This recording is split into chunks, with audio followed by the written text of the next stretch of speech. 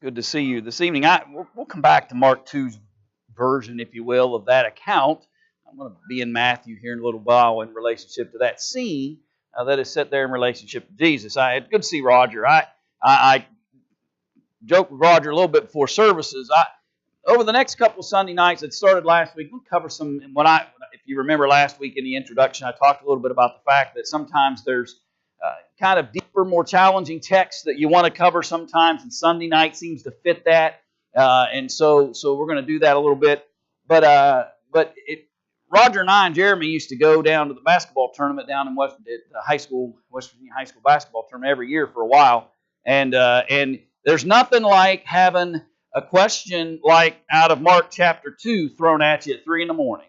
But that's kind of the way it worked with us when we went down there, and we'd watch basketball and talk Bible for 3 days, and it was kind of an interesting experience. But tonight we're going to take this challenging text. How is it that you can break the Sabbath? Did they break the Sabbath? How is it that David can walk in, and Jesus is using that illustration, how David goes in and takes to the showbread that wasn't his business to take? And how is it that he could do that and not break the law? How is it that he could get away with, if you will, seemingly doing something that's contrary to the will of God? And so this evening I want to just talk a little while about this idea or this thought of deciding which law takes precedent. When you're looking at several things and all of them appear to be what God is asking me to do, how do I order them? How do I say, well, this one needs to come first because it will allow me to do the others in the right way? And how do we set them in order to be able to fulfill all of the purposes of God when maybe seemingly there are some laws that seem to contradict one another? And so we'll talk about that throughout our study this evening. But I want us to appreciate, I know what our mindset is about this, right? Laws are laws. Period. Laws are laws. They're meant to be honored. If you're talking about a sporting event, a penalty's a penalty, right? Isn't it frustrating if you're a sports fan to be watching a ball game and what one moment isn't a penalty, the next minute it is, and then the next minute it isn't, and we say that shouldn't be, right? They ought to have the same set of rules for every play and every down, and everything ought to be called the same way all the time. Laws and rules are rules. Or maybe when a student gets taught cheating, they should be punished for that, right? Rules are rules. Laws are laws. When people break the law out here in the community or within a state or even a nation, laws are laws. They should be dealt with and addressed and punished for their wrongdoings. And so shouldn't it be the same in the kingdom of God? Laws are laws. Rules are rules. And is Jesus trying to imply to us in Mark chapter 2 and in Matthew chapter 12, and we'll see here in just a minute, that somehow that's not really the case?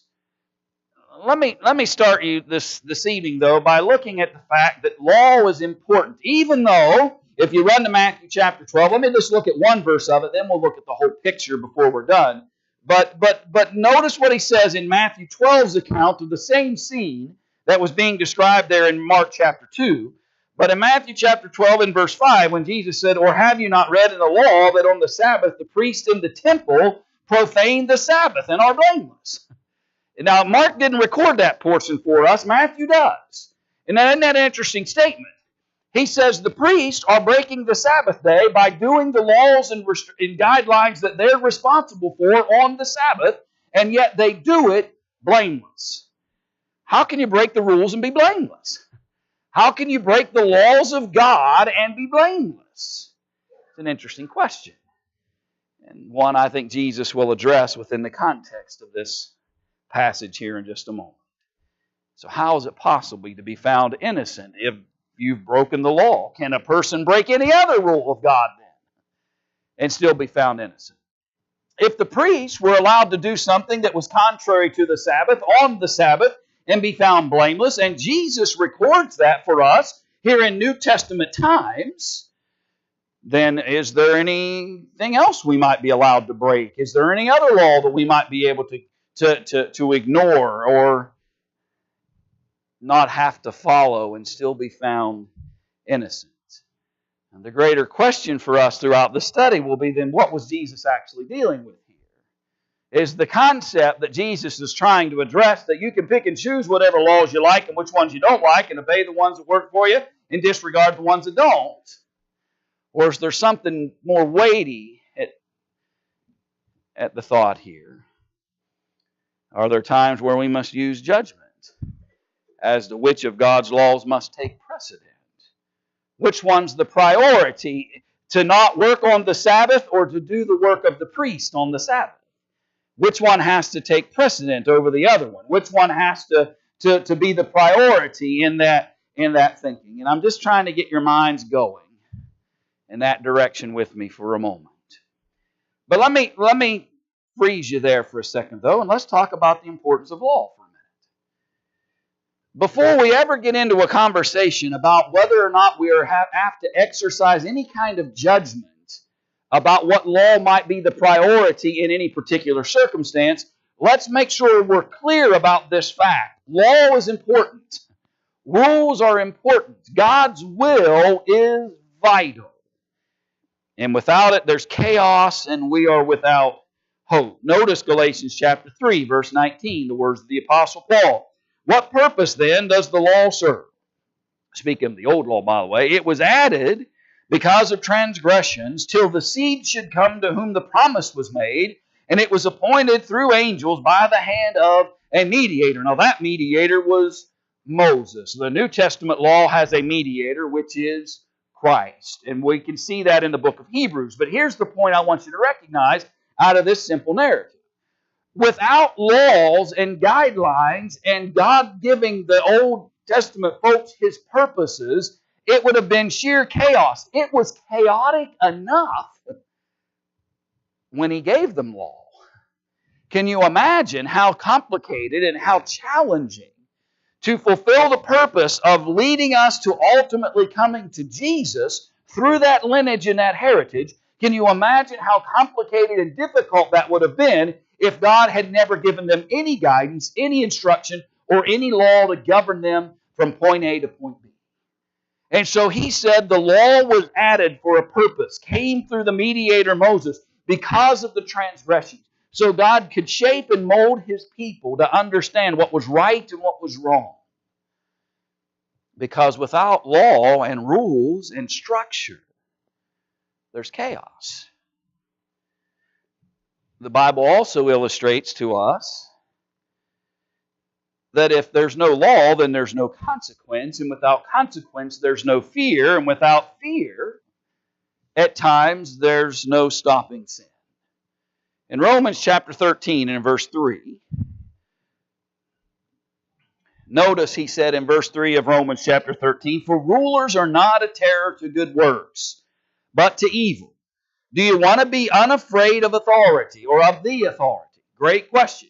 Do you want to be unafraid of authoritative figures? Do you want to be unafraid of the law?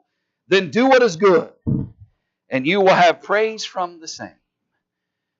He recognizes that if there's no consequence, if there's no structure of law, if there's nothing guiding and directing people, and they're free to do what they want, then there'll be no respect for any kind of authority. There'll be no effort whatsoever to honor any kind of level of authority from a local community on up the ladder, or even within the confines of the Lord's church. And ultimately, even the authority of its head, which is Jesus Christ, if we take and remove law from the equation, then we remove the consequence of transgressing God's will and purpose, and we create a problem within that as well. In chapter 7, I guess that's backwards in your Bibles, Romans chapter 7, and in verse 7, Paul, still teaching, says, "What shall we say then? Is the law sin? Certainly not. On the contrary, I would not have known sin except through the law. For I would not have known covetousness unless the law had said, 'You shall not covet.'" That's a pretty simple principle, isn't it? Paul says the law isn't the bad guy here. The law isn't the problem. The problem isn't that God has given us a structure and a system of laws and guidelines and rules and wills and purposes that He has for us, and then commands that we fulfill them. That's not the problem. The problem is we choose to transgress and go beyond what His will and purposes are. But the law allows us to know the difference between truth and error. The law allowed him to know that he shouldn't covet. Why? Because it said, don't covet. And so the law serves a very simplistic purpose of understanding the very basic concepts of what God wants from us. Keep going backwards in Romans. One more text to just make sure we impress upon our minds. Before we take one more step forward in this study, I want to make sure that I am clear and you have it clear in your minds as well. That the law is vital and important, and you cannot remove its necessity within the structure of what God desires. Verse 12 of Romans chapter 2. For as many as have sinned without law will also perish without law, and as many as have sinned in the law will be judged by the law. For not the hearers of the law are just in the sight of God, but the doers of the law will be justified. Now, I realize there can be some confusing language within this text itself, and that'll be a study maybe for another time, but I want you to catch the simplicity of that statement. Not the ones who just hear the law, but the doers of the law, they're the ones that find justification. For when Gentiles who do not have the law, but by nature do the things in the law, these, although not having the law, are a law to themselves, who show the work of the law written in their hearts, their conscience also bearing witness, and between themselves their thoughts accusing or else excusing them, in the day when God will judge the secrets of men by Jesus Christ, according to my gospel. The law, the gospel message, the structure of information and knowledge that's been revealed is going to judge the secrets of men. Indeed, you are called a Jew and rest on the law and make your boast in God. I know His will, and to prove the things that are excellent, being instructed out of the law, and are confident that you yourselves are a guide to the blind, a light to those who are in darkness, an instructor of the foolish, a teacher of babes, having the form of knowledge and truth in the law. You therefore who teach another, do you not teach yourself? You who preach that a man should not steal, do you steal? You who say do not commit adultery, do you commit adultery? You abhor idols, do you rob temples?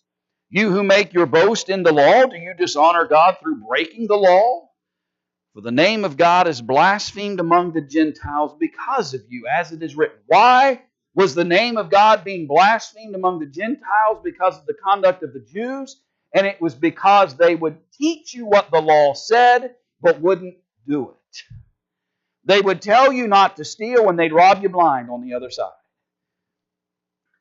They would tell you not to be covetous, but they would covet at every turn. They would tell you not to commit adultery, but their relationships were in shambles. They would tell you the truth of the law, but were not being doers of it, and they're being judged because of it. And friends, we could go throughout the New Testament narrative and illustrate very clearly that there's going to come a day where we're all going to have to stand before God and be judged according to His will, His law, His rules, His gospel. And so tonight's lesson isn't about, do we just disregard God's law? Tonight's lesson isn't about, do we have the freedom to overlook or ignore certain portions of God's law? Because I believe these texts very clearly illustrate that we don't have right to do that. We're not talking about saying we can ignore or reject any portion of God's law. What we're asking is then, what was Jesus trying to say? What was Jesus teaching when He illustrated that the priests broke the Sabbath laws in order to do their work on the Sabbath? And they did that blamelessly. And how does that imagery fit what He did with His disciples when they were walking through that field and they were plucking corn as they were walking through there to eat and consume for themselves on the Sabbath day? And that's really the question at hand in that narrative. And so let's think about this for a minute. Can a law then be broken without guilt? There's no question of the importance of law. There's no questioning how it's going to judge us in the end. There's no questioning how vital it is to maintain a sensibility about us and to keep us away from chaos. There's no questioning that without law, there's no fear of consequence, and without fear of consequence, men will go awry. But can a law be broken without guilt? Well, let's look at what's happening here in Matthew chapter 12, beginning in verse 1. At that time, Jesus went through the grain fields on the Sabbath, and his disciples were hungry, and began to pluck heads of grain and to eat. And when the Pharisees saw it, they said to him, Look, your disciples are doing what is not lawful to do on the Sabbath. But he said to them, Have you not read that what David did when he was hungry, he and those who were with him? Now, let me make this point, and you want to grab me afterwards and argue with me about it a little bit, that's fine. I'm open for discussion because I don't have to be right about my conclusions about this text. But here's what I want you to think about. If this was a matter, to me, if this was a matter of where the Pharisees had built a tradition about the Sabbath laws, and they were exercising and saying, your disciples aren't holding our traditions about the Sabbath, I believe that's what Jesus would have said. I believe, if that was really what was at stake here, if this was a matter of them abusing the law or manipulating the law or adding to the law with their tradition, I believe Jesus' answer here is, that's your tradition. Woe unto you, scribes and Pharisees, hypocrites, because you teach as doctrines of God the commands of men. See, Jesus has never hesitated from saying that, right? Jesus has never hesitated telling them, you are preaching and teaching your traditions as the commands of God. But in this text, that's not what he did. In this instance, he didn't say to them, you've created a tradition and we didn't really break the law. That's not his path here.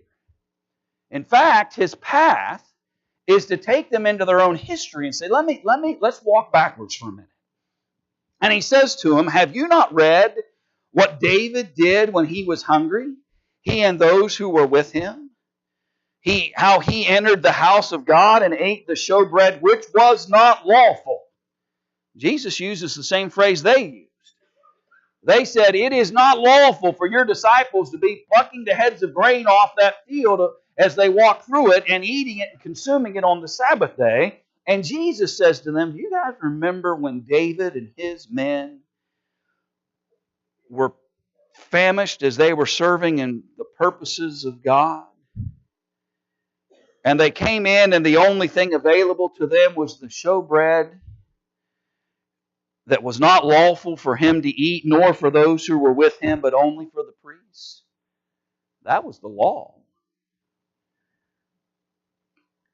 Do you guys remember when David ate showbread that the law said he shouldn't eat? Do you guys remember when he gave that to his men that were with him and they ate, which was not lawful for them to eat? Or, verse 5, have you not read in the law that on the Sabbath the priests in the temple profane the Sabbath and are blameless? Jesus said, do you not also realize that the exertion of work that you're challenging my disciples with, the work and energy that they put forth to pluck those heads of grain off as they walk through that field, that the priests did that every Sabbath. They worked to that level and then some every Sabbath as they fulfilled the laws governing the priests. And they did so on the Sabbath blamelessly. It was a matter of determining what the priority was in the moment. There were laws that governed various things. There were laws that God gave that governed different aspects of life and spiritual conduct. And sometimes it's not a matter of saying that you can break all the Sabbath laws. It's a matter of saying the priest had a precedent. The priest had a law, some governing things that was more important in that moment than the laws concerning the specific amount of work you were allowed to do. And they did that blamelessly. David and his men in their work and cause and purposes of serving God as God's chosen one, ate of the showbread so they might continue to do and serve in that work. even though it was not lawful for them to do so. And so the idea of can a law be broken without guilt initially might seem illogical. And our immediate answer to it most often would just simply be what? No, you can't do that. And Jesus says to them, well, the disciples did, and they're blameless. And the priests did, and they're blameless. And David did, and he was blameless. So how can that be? And if it's a matter of priority, if it's a matter of understanding in what order God's laws should be honored, then how do we make those determinations? If we accept what Jesus said here, then we're going to have to understand what He's trying to... If we appreciate that He basically said that there were folks who did something that was contrary to the law, but they did it guiltless, then exactly why and how did that situation become true? Now, I realize anytime you begin to ask these questions, here's what comes. Now, I agree, by the way. I agree of the dangers of what happens when you open a floodgate just a quarter of an inch. You open a floodgate a quarter of an inch, and it won't be long before it's an inch, 2 inches, 6 feet, right? That's the way the progression of things. I understand the fears and the trepidation sometimes that we have, that if we even discuss something, if we even talk about it, we're gonna head down a slippery slope. We're gonna open up a floodgate. We're gonna open up all kinds of difficulties and challenges for ourselves. But friends, we can't ignore the fact that Matthew 12 and Mark 2 are part of the narrative. And so let's just do our best to understand them. Not be afraid of a slippery slope of where is this going to lead, and are we going to be doing things contrary to the law, and are we going to ignore what the New Testament teaches? We run to all kinds of conclusions sometimes out of fear. Let's just try to understand what was going on. Let's try to understand why Jesus would say these things. And does the narrative help us understand how it's possible for the priests and David and Jesus' disciples to seemingly break the law, guiltless and blameless, and not necessarily worry about how we may fear a slippery slope or an open floodgate? Because we can't ignore the text to make it easier on ourselves. Let's try to understand it. And certainly, Jesus is speaking to a group of Jews who have been manipulating the law and have not been honoring it as they should, who had not been being doers of the law and would tell you what to do but would not honor it themselves. And so with that backdrop, let's think about this for a little bit. In 1 Samuel chapter 21, let's go back. These are the examples he used, so let's look at them. Each of these examples and see if there's something we can understand and appreciate from each of them. 1 Samuel chapter 21, verse 1. Now David came to Nob, Ahimelech the priest, and Ahimelech was afraid when he met David and said to him, "Why are you alone and no one is with you?" So David said to Ahimelech the priest, "The king has ordered me on some business and said to me, 'Do not let anyone know anything about the business on which I send you, or what I have commanded you, and I have directed my young men to such and such a place. Now therefore, what have you on hand? Give me 5 loaves of bread in my hand, or whatever can be found.' And the priest answered David and said, 'There is no common bread on hand, but there is holy bread.' If the young men have at least kept themselves from women," then David answered the priest and said to him, "Truly women have been kept from us about 3 days since I came out, and the vessels of the young men are holy, and the bread is in effect common, even though it was consecrated in the vessel this day." So the priest gave him holy bread, for there was no bread there but the showbread which had been taken from before the Lord, in order to put hot bread in its place on the day when it was taken away. Well, that's helpful, isn't it? Because notice the phrase that David says there in verse 5. He says, "And the vessels of the young men are holy, and the bread is in effect common." Why? Because it had once been there for the purposes of the priest, but it had now been replaced. And fresh had been put into the place of the showbread, and it had been taken. And David says it was once consecrated for a purpose, but now has become common when that purpose is no longer there to serve. Here's the point David, I believe, simply making. And we can make friends. That unleavened bread that's in that tray and that is in those trays every Lord's Day when we come together, there is nothing special about that bread until we commune with the Lord with it. What makes that bread consecrated, if you will, what makes that bread spiritual focused, what makes that bread have any level of importance is not when it's baked in the oven, not when it's carried to the building, not when it's sitting back there before services, and not when it's sitting back there in that room after services. What makes that bread important is in the moment in which we are communing with the body of Christ with it. It is common as common can be, before and after. Purposeful in the moment. David said, we're not breaking the law because it's common. If it was still serving the purpose of being the actual showbread that was supposed to be in place for those, it would be consecrated. But at this point, he says it is not. The guilt that was not charged to David, that the priest allowed for and that Jesus allowed for, was an understanding that the showbread was not at issue. When it was consecrated is the only time in which it had a specific purpose that was being governed by the law. Notice verse 9 of Leviticus chapter 24.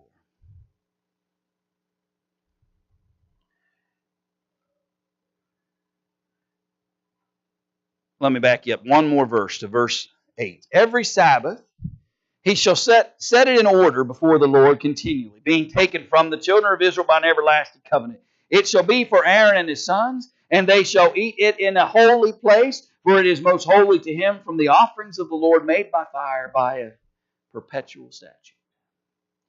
There were certain things that from the time of Aaron moving forward that the priest would have access to. And the law gave governing rules about those things. And when they were serving those purposes, it would need to be honored. But once that purpose had been fulfilled, it was no longer showbread. Seems to be the point that David and Ahimelech and Jesus were making. There was no breach of law because it was an understanding of the priority and also an understanding of the needs of David in the time. Go to Numbers chapter 28 for a moment.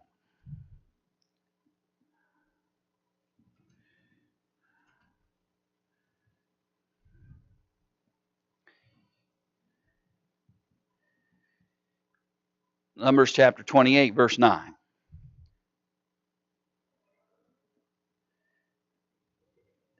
On the Sabbath day, 2 lambs in their first year without blemish, and 2/10 of an ephah of fine flour as a grain offering mixed with oil with its drink offering. This is the burnt offering for every Sabbath, besides the regular burnt offering with its drink offering. At the beginnings of your months you shall present a burnt offering to the Lord, 2 young bulls, 1 ram, and 7 lambs in your first year without blemish.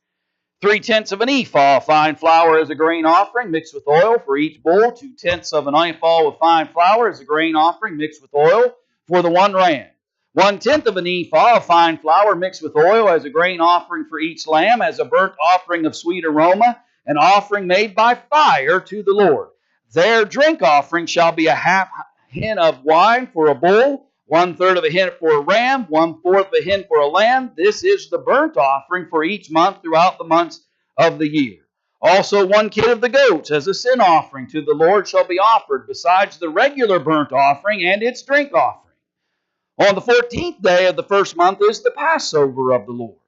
Then on the 15th day of this month is the feast. Unleavened bread shall be eaten for 7 days. On the first day you shall have a holy convocation. You shall do no customary work.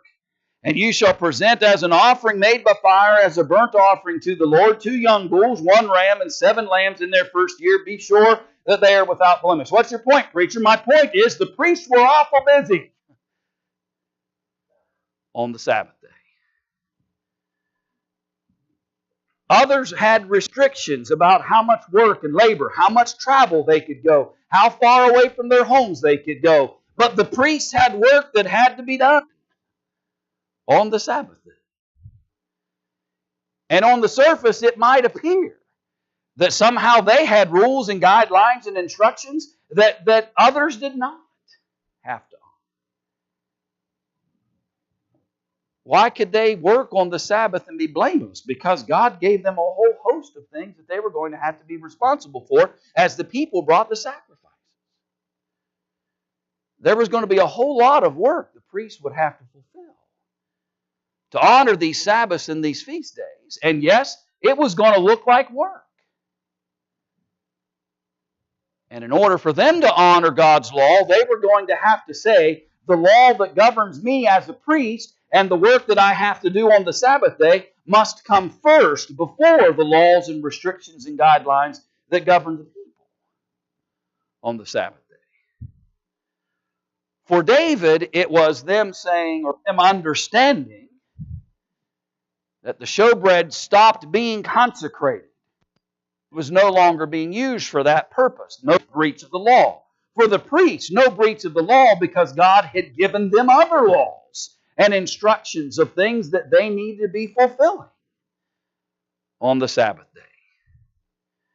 And so let's look at the third example then. Back to the New Testament account. So those are the 2 illustrations that Jesus uses to illustrate that His disciples had not broken the Sabbath laws. And in verse 7, notice of Matthew chapter 12, but if you had known what this means. Let me back you up. I want you to catch verse 6. I hadn't read it yet. Yet I say to you that in this place there is one greater than the temple. Their temple laws are running the priests and the Levites. Their laws that were governing David and the priests in that time period. But I'm standing in front of you as one who's greater than each of them, Jesus says.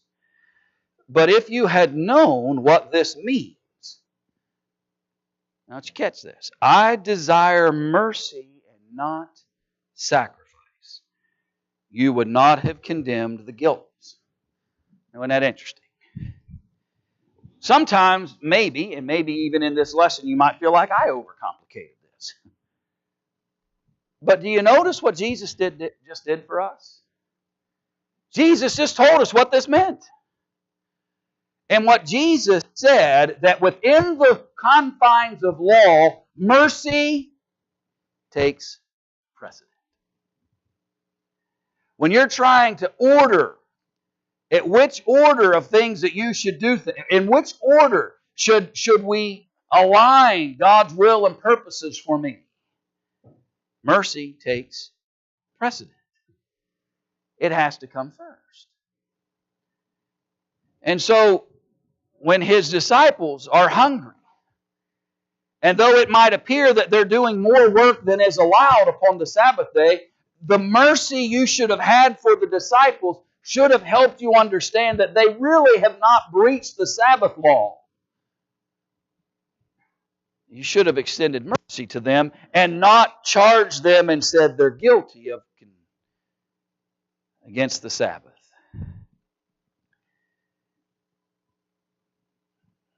David may have seemed guilty on paper,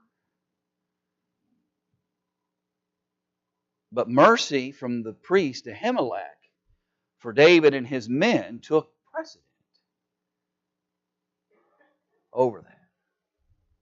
It may appear like the priests are working way more than you're supposed to work upon the Sabbath day, but mercy towards them because of the instructions God had given them teaches them to appreciate that God does not condemn them for the work they're doing for His cause upon the Sabbath. Mercy takes precedent. And that's really all Jesus seems to be saying. Go back and look at Mark chapter 2 and verse 23.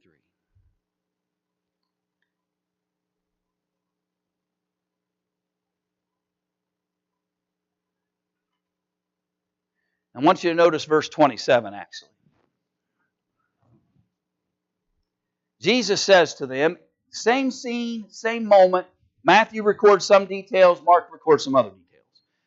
He says to them, the Sabbath was made for man and not man for the Sabbath. In other words,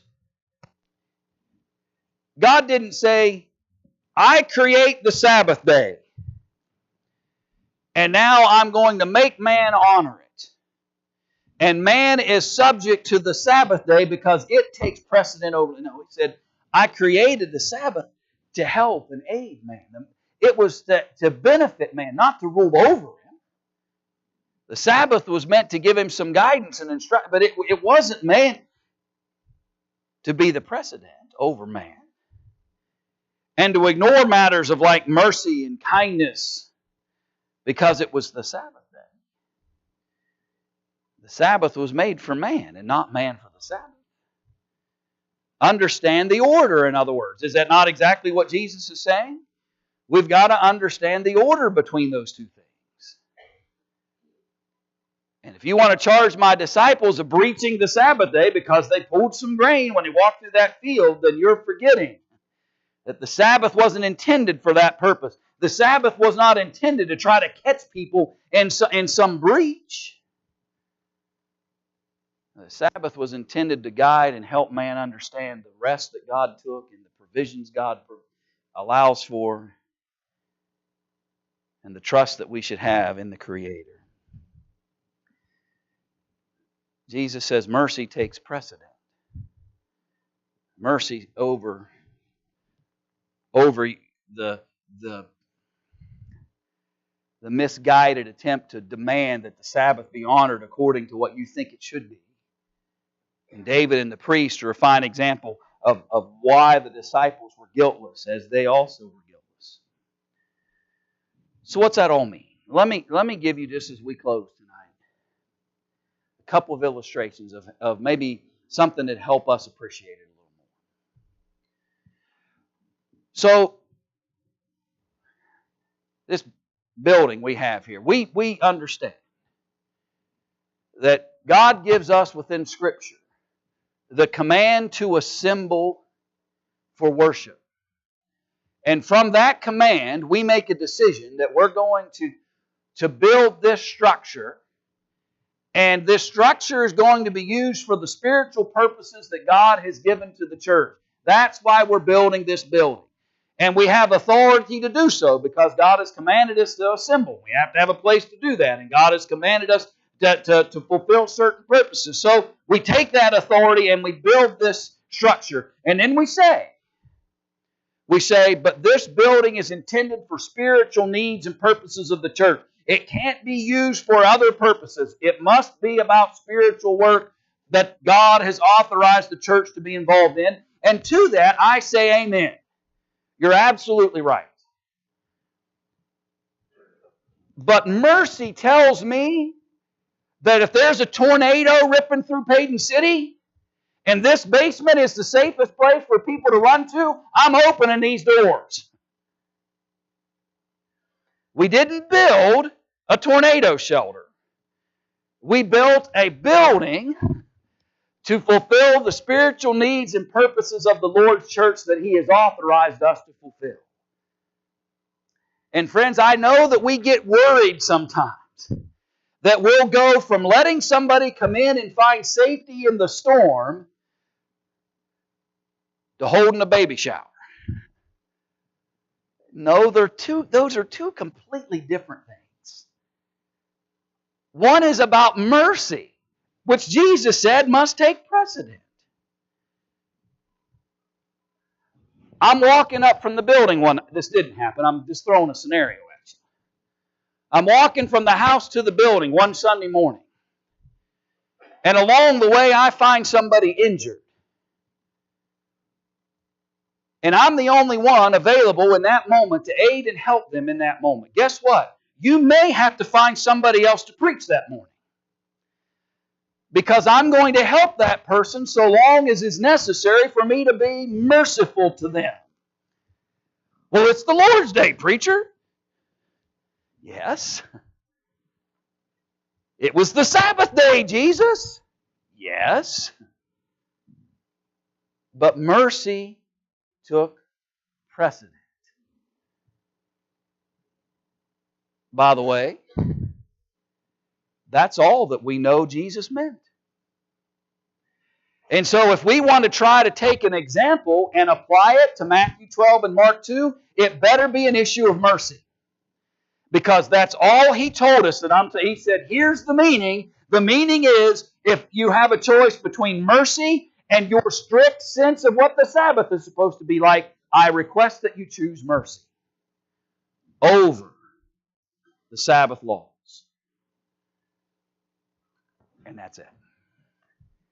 He didn't give us a long list of slippery slope issues. He didn't create a great big long list of things, if this and if this and if this and if that. He just gave us one thing. He said, this is what I'm talking about. I'm talking about mercy has always been over sacrifice. Mercy has always superseded other aspects of the absolute will and commands of God. Mercy must come first.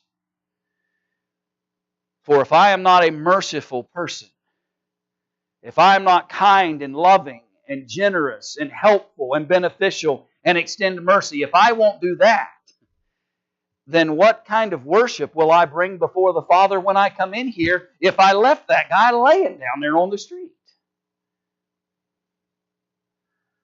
What kind of believer in Jesus Christ would I be if as the tornado's ripping through town and here comes some people running down the street and I say, sorry,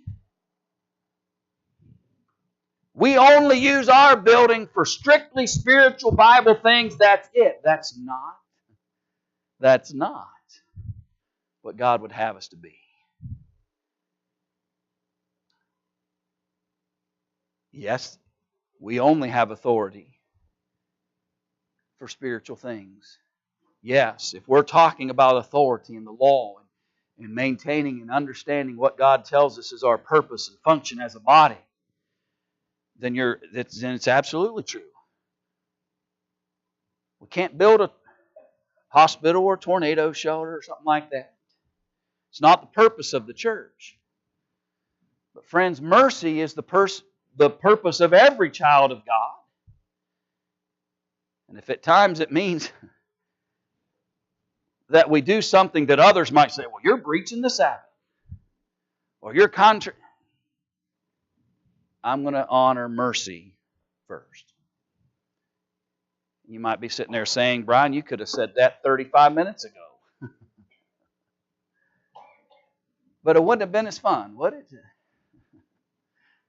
To just jump to the conclusion without having a thought or two in the middle. You know, sometimes we can run into some texts that challenge us, and that's one of them. And we may wonder exactly how far did Jesus mean for us to go with that mindset of how you could be blameless even though it seems like you broke the law. But then He does us a great favor, doesn't He? When He just simply tells us, this is what I mean by this. This is the lesson to be learned from this example. There may be some other harder or difficult narratives that we'll look at before we're done with this series. I may take a break from it at some point and come back. But understand that God is filled with mercy and grace, wants every soul to be saved. Gave us Jesus in order to provide for that. And so if you're outside of Christ tonight or left Him and need to return to Him, if we could help you or strengthen you as you strive to seek the Savior, to find salvation in Him, if you'll come while we stand and while we